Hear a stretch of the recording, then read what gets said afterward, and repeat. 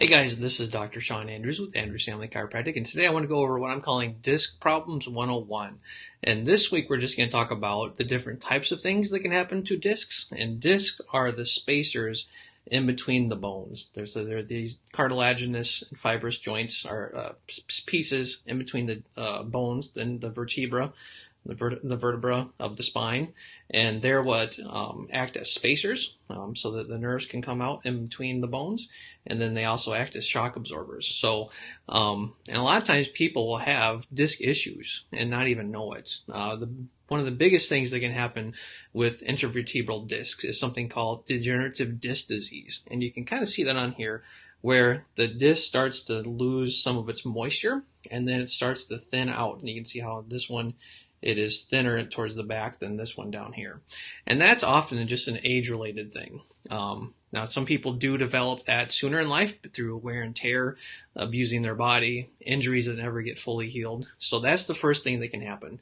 And it doesn't always cause pain, but it is something that can play into causing pain later on down the road.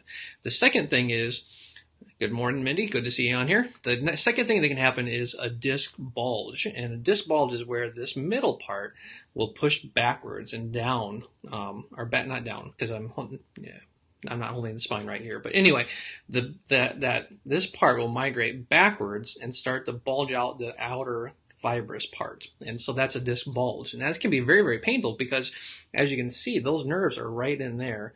And so any pressure on those nerves causes a tremendous amount of pain.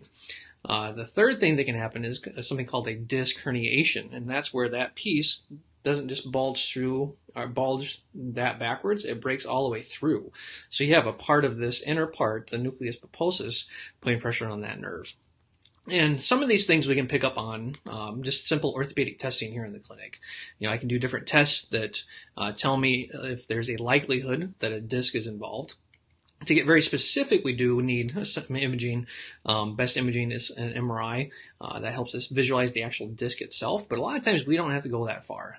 We can see a lot of these things healed and taken care of here in the clinic. So if you are suspecting that you have a disc problem, if you have back pain in general, come see us. We are known for doing very in-depth exams and making sure that we have the appropriate diagnosis so then we can give the best treatment.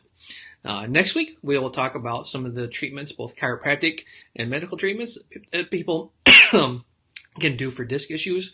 And we'll even go over my own disc problem story in the coming weeks here. So comment below if you know somebody that may have a disc problem or knows they have a disc problem and that you think could get some relief with chiropractic care. Thank you. Bye.